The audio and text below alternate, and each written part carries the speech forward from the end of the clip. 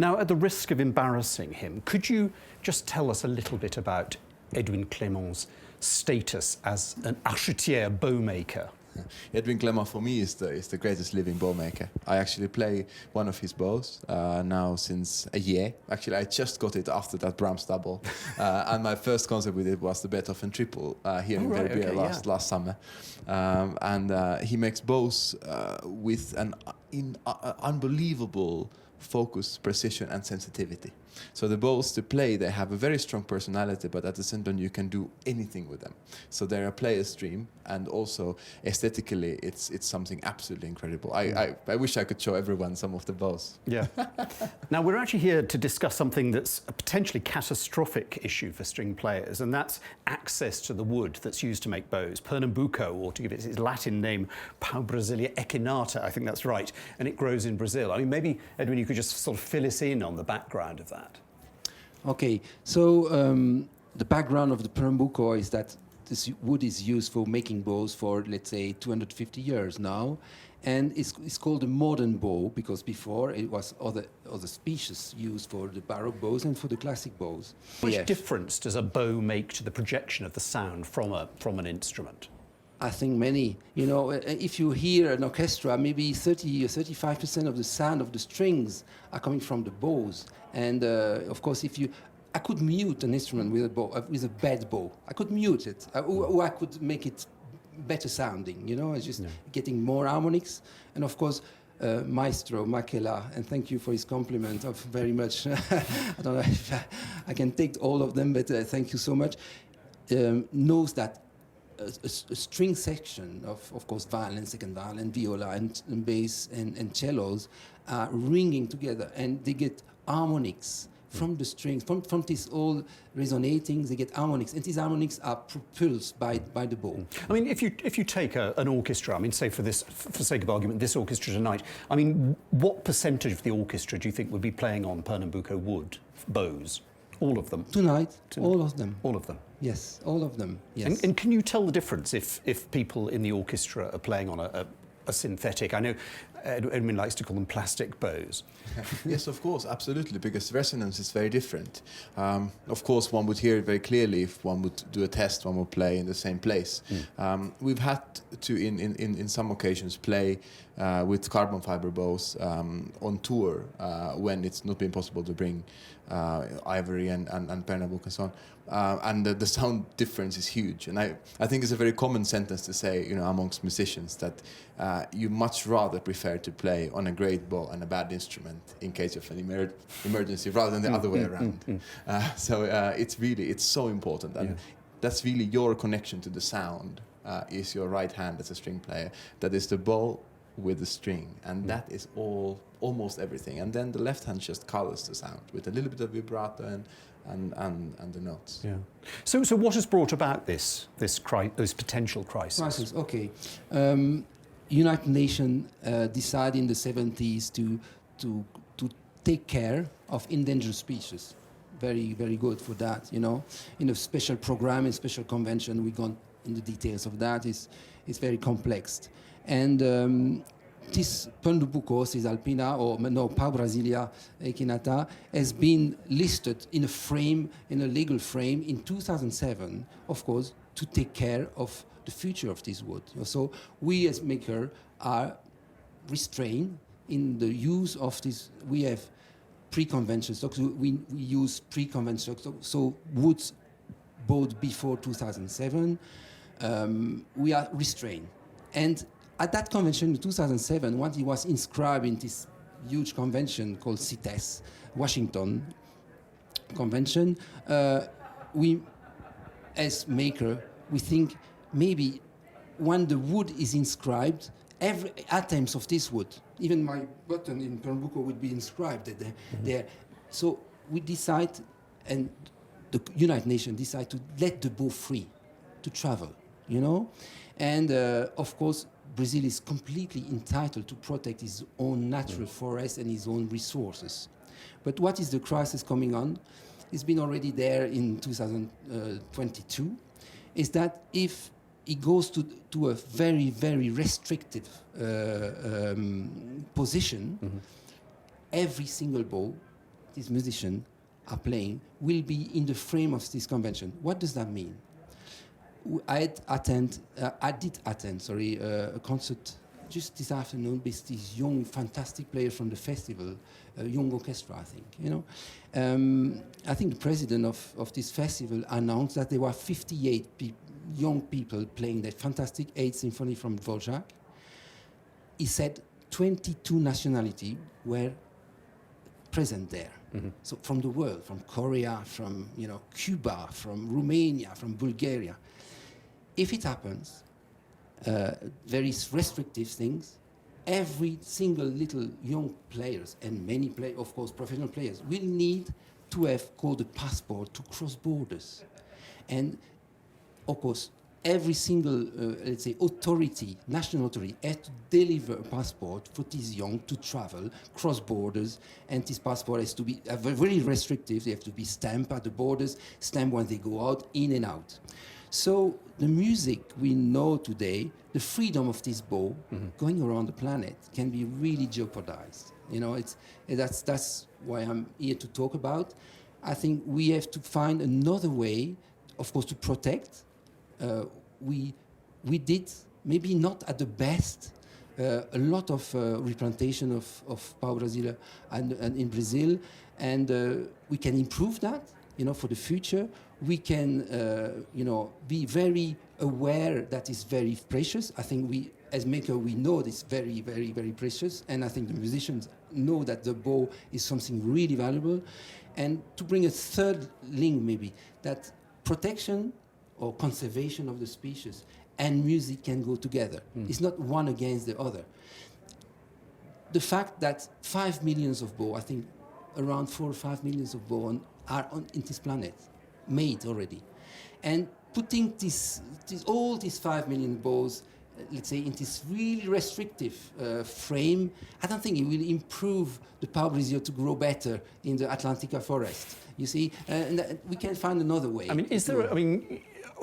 Sort of logic would sort of say, well, could you find an area on the globe on the same latitude as Brazil and plant pau-brasileira trees elsewhere to kind of prepare you for the future?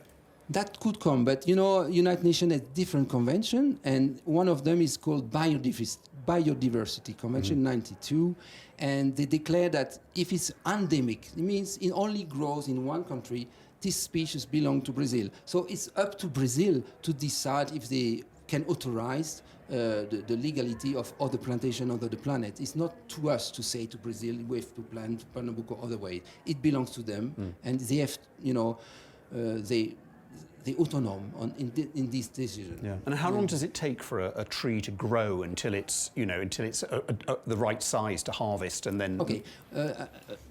In December was a big workshop around Pernambuco in Brazil in Ilhéus, and one of my colleagues, very gifted colleague, and had the chance to bring a bow made from a plantation, and it's been analyzed. It works. It just work, and we do have to expand this experimentation for other plantation, etc., etc. So it takes, let's say, 40 to 50 years to mature, and of course, it can grow longer. We know some plantation who has thousands of trees. Thousands of trees represent centuries of bow making. We use in Europe not 20, 25 meter cubes of Pernambuco a year for the entire workshops, So it's not we don't ask for a huge quantity of wood, I think we can put 25 meters cube in the studio. Yeah. People would probably say, is there another wood anywhere on the planet that comes even remotely close to Pernambuco? What is the quality of Pernambuco that makes it so extraordinary? For the quality of course, it's like, with this, the civilization decide to make wine, made with grapes, and it's this huge civilization of winery, and it's only the grapes can make the wine. And the Pernambuco with the modern bows are linked together, because it was developed in the end of the 18th century, put, let's say, a bigger scale at the beginning of 19th century, and François Xavier Tourte, he worked with the soloists of the time, Viotti, etc., Rode and Kreutzer, and then the frame of playing the violin become more academic with the Paris Conservatoire and all this vieux temps and all this school. And all these young people, they learn to play the violin in the frame. I think you play the cello, you can have the Russian school, the French school, but it's a frame. Not to say you have to do something else. I think the voice of Brahms, of Shostakovich, is really completely different, you know, in a way. I don't know what you think, Klaus. Absolutely. Yeah. I mean, and did it noticeably, do you feel, change the way you played to have this fabulous new bow? Of course. And I mean, if you think about from a personal musician's perspective, I mean, of course, to travel now with my old bows and then my new bow would be incredibly complicated if this would go forward, so that we would have to basically have a passport stamped at every border when a European musician travels all around.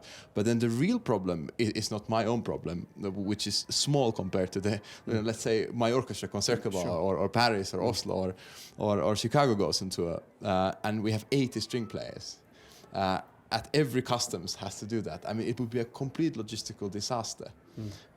So I mean, that's really, but of course what it means to play a Pernambuco bow, we all have played, we've grown with them, we know the old masters, we know the new masters, we learn from them, and we constantly try to reflect, okay, how it is to play now this and that, and it's just, it's really, it's like oxygen to us. Yeah, yeah. I mean, Clément, have you experimented with any kind of, you know, yes, man-made? Let's say we have another tree we could be used. It's Ipe. You know, Ipe wood could be used. We know the sound of an Ipe bow is not the same in Pernambuco. It's not the same quality, and you have to know that it's always been seldom for a bow maker to have good Pernambucos. It's from the beginning, and.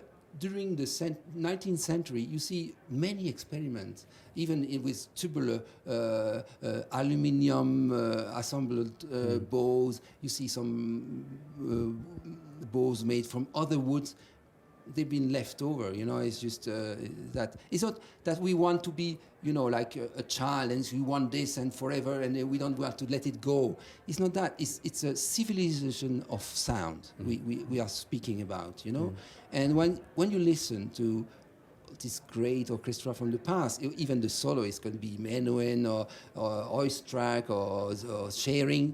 They all play Pernambuco, and the sound we can hear is kind of Pernambuco too, you know. It's an heritage. Yeah. And I think heritage has to be transmitted, cared of, and, you know, really looked after for the future generation. You know, I'm 50 now, 59 this year. My career is kind of back to me. You know, I wish a young guy from this orchestra said, I want to make a bow. I want to be a bow maker. I want to get the future for the music for my colleagues. That's what we battled for. It's not for your own sake, you know. We can be privately safe. I heard people, it's fine for me. I mean, no, it's a common, you know, ground. It's not. It's common things we have to share. And you know what's, you know, struck me in this orchestra. I wouldn't say all the nationalities were sitting in this afternoon, but I know some kids were sitting next to each other. And the countries are in war, where they sit next to each other and they speak to each other and they shake hands to each other. Yeah. And through what? Through a bow and playing the violin. So that's what you know, a bow is a bridge. And I have to say, you know, we are really grateful to Brazil for this species. We never say enough that.